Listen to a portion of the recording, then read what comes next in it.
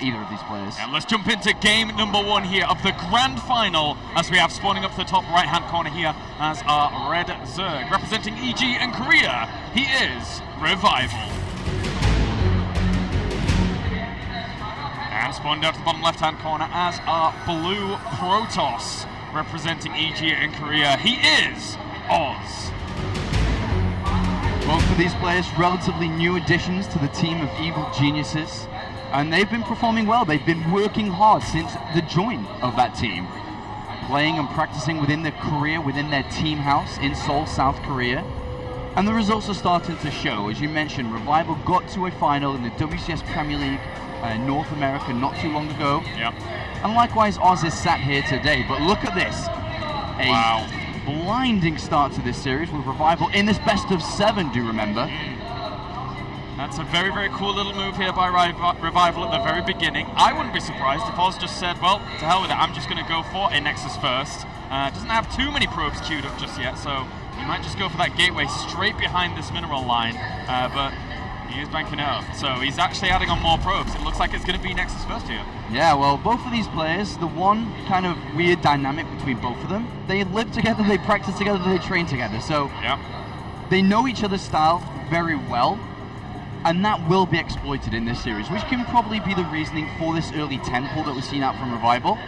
We saw him use his build against MC, not to great effect. No. Just to remind you guys, in the semi-final, when he opened on the, with this build on Whirlwind, he only managed to kill 4 probes. Yep. Let's now compare that, because it's exactly the same here.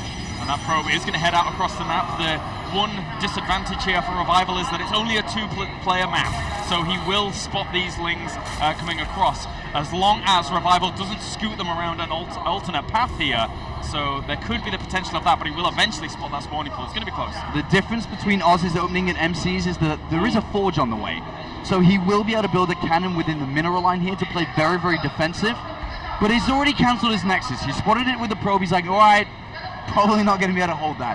But with the gas and the gateway being thrown down, with the cannon probably going to be moved immediately within the mineral line, I think Oz may even lose less probes than MC did. Yeah, he certainly has the potential to. He can micro this quite nicely, and from that point on, do very well. Whoa, what is he?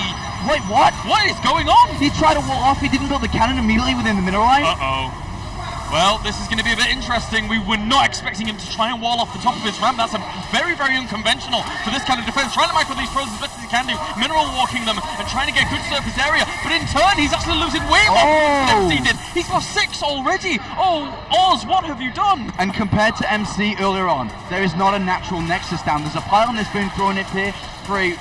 I just would like to say this, I think this was bad decision making from Oz. Yes. I think he didn't read quite well into this, and even if the pylons had gone up, even if he kept the Zerglings out, I probably think one of the pylons would have gone down as well. I think a cannon just straight in the middle line would have been the better option for him from the get-go, but as we can see now, 6 probes killed, 1 base. Revival takes a lead to start off this best of 7. Oh yeah, 19 drones out against 16, and he's getting that hatchery up and running at his natural. So a very, very good play here by Revival, not so much by Oz in this first game. Derelict Watcher can be a bit of a difficult map for Protoss later on, so he's going to have to play this out a little bit longer, as I'm assuming he'll probably just go for that Nexus and play this out at a disadvantage. Absolutely, he has to. He has no other option at this point. And remember, this is a best of 7, so every single map within the map pool will be played. You don't like it, you've been vetoing a map throughout the tournament, tough luck, you're going to be playing it. Yeah, and that includes a lot of maps that Protoss players do not like, so... That's true. This is one of them, though. This is one of them. It's, I guess, the advantage is that you start on this map. It's one that's not going to be as important later on if you are able to take a little bit of a lead earlier, so that's a little bit of a boon here for Oz, but he is significantly down in supply right now. Drones coming out heavy here for Revival, as he's up to 32 against 22. Still no natural Nexus. He's going to be getting that down in a second. Yeah, and this third hatchery has come down incredibly fast. As you can see, third hatchery just as the Nexus starts on the natural, so that is rather behind. Usually be taking your third hatchery a lot later after the Nexus has started. We can see the difference between both of the players, and unfortunately, Oz feeling the heat here, feeling the pressure. Yeah.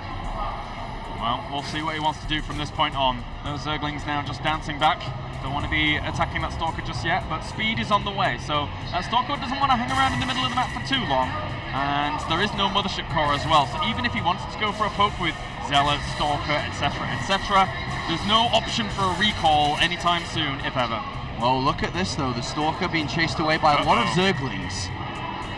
But the most important part of all of this is there are three additional gateways coming down from Oz on his natural. He's building a sentry. An interesting placement of those gateways, actually. We'll see how this is going to work out. If he wants to go for some 3-gate or 4-gate pressure even, good pylon placement. Not been spotted just yet. Hasn't been spotted. If he's able to get away with this, warp in enough Zealots to be able to bring down this third hatchery, that pylon on the right-hand side, very close to being... Oh, a big pickup there by Revival, and immediately we should be seeing some units made from his hatcheries. Still droning at this point. Maybe these Zerglings that he has is enough to be able to get the pylon down before anything gets warped in. Well, I mean, just great reads. Revival pokes up with that Zergling after chasing away that Stalker, sees the 3 gateways extra, and it's like, wait a minute, what are you up to? Zealots do get warped in, and we'll be able to shut down these Zerglings for now. But the Roach Warren finishing up very soon, along with Leia. I mean, he should have quite a considerable amount of units down, with the Lynx delaying and then the Roaches. Yeah, 18 Zerglings and then a couple of Roaches will probably come out here. He knows his opponent's playing very far behind, and then to throw down additional gateways instead of tech to try to keep up with the pace of the game, to keep up with the rhythm of the game. He's slowing himself down further if he doesn't do damage here.